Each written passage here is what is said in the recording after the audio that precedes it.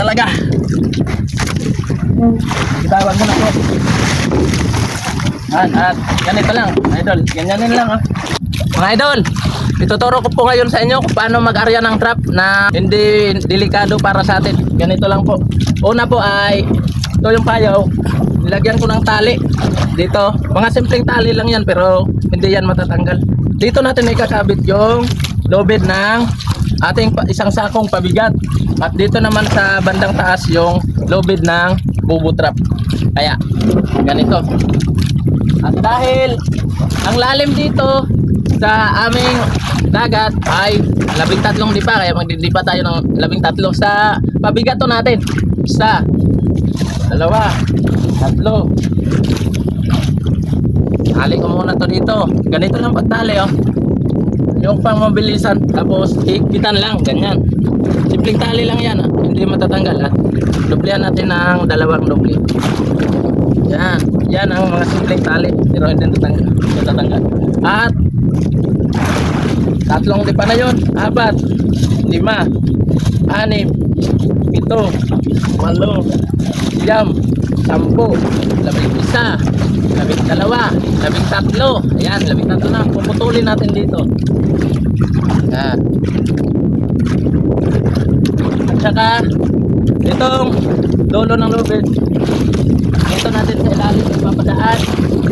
At itatali natin dito sa ating ginawang tali na matatalian pa natin ang ating pabigat. At dahil labing 3 dipa yun, yung sa pabigat natin, magdidipa naman tayo ng lubid sa ating trap. 10 at kalahati lang yung sa bubo trap natin. Isa, dalawa. Lagyan muna natin ang sabitan. Sasabit dito para kung malakas yung hangin hindi tayo mapapalayo tayo.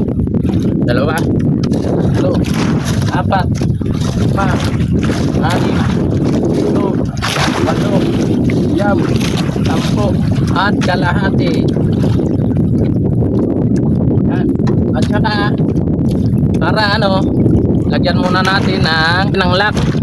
At saka ganito rin. Yan, tapos ipapakita ko sa inyo para hindi siya matanggal. Ganyanin lang to mga idol, oh. Yan. Parang sasabit lang yan, pero hindi na yan matatanggal. Yan.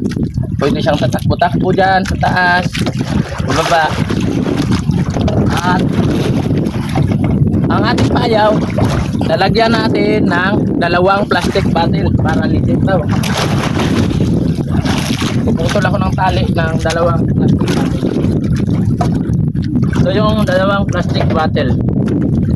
Madali lang talian tong plastic bottle. Ganito lang, ah. Para sa amin kasi mga idol, madali lang magtali kasi simula noon ay nasanay na kami dahil ito yung tinuro na hanapbuhay na ng tatay ko sa akin. Kaya minahal ko na talaga ito, hanapbuhay na to kasi dito kami kumukuha ng aming pang-araw-araw. Yan. Tapos dahil 2 lang yan, gawin natin 3. Itong dulo ay tatali natin para maging 3 yung lubid, hindi siya mapuputo. Yan, oh. Yan, 3 na sila. Yun. Ilak ko dito. Yan, 3 na sila, hindi na yan mapuputol. At ang pagtali nito ng plastic bottle ay ganito lang. Simpleng tali, pero hindi talaga yan matatanggal, idol. Yan, kapag iligpitan yan, hindi talaga yan matatanggal. Yun, oh. At saka dahil medyo anoan ko doon ang pinggan, kumbaga sagwan ba to tawagin, Idol Prime? Opo. Yan, anoan ko para punta kami doon. At mga idol, ilalaglag na natin yung ating pabigat. Bago natin ilaglag ang ating pabigat, ay siguraduhin muna natin yung lubid na nasa ibaba talaga ng dagat. Kasi mahirap na, baka masabit yan dyan, hindi yan kayang isang sakong pabigat. At ito mga idol, nalagay pa tayo ng dalawang lipa pang advance para hindi masyadong delikado. Ito na yung pabigat. Ang bigat talaga. Itawag mo na po.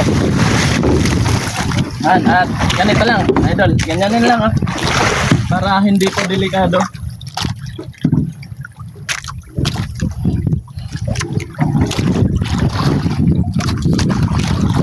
Diba safe tayo pag nag-aarya?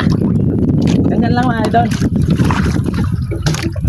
Kailangan talagang kapag nag-aarya ng strap ay safe ang ating katawan. Kasi kapag maganyan tayo ng lubid pag hindi natin nilagay sa tubig yung lubid, napakadelikado po. Tapos ito yung lubid ng pabigat, madadala tayo doon. Kaya ilalagay muna natin yung lubid sa dagat bago tayo mag-arya. Di baling masabit siya kung ano man, basta safe tayo. Diba mga idol? Sana po may natutunan kayo mga idol sa tinuturo ko. Ito na yung bubo trap, ilalagay na namin ito. Ganyan lang pag-arya mga idol. Tingnan nyo. Ayos mga idol, di ba? Kaya sana may natutunan yung gusto maghanap buhay nito sa pag-arya. Ganun lang. Kung yung lalim ay 13 yung lalim dito, yung sa bubo trap ay ano lang, 10 kalahati lang. Shoutout sa inyo mga idol. Maraming salamat sa suporta. Ingat po kayo dyan palagi. And God bless. At sa mga bagong followers ko po, shoutout sa inyo. Welcome po sa aking channel. At saka God bless po sa inyo. Maraming salamat sa suporta. Sana po ay nag-enjoy kayo sa panonood ng aming mga video.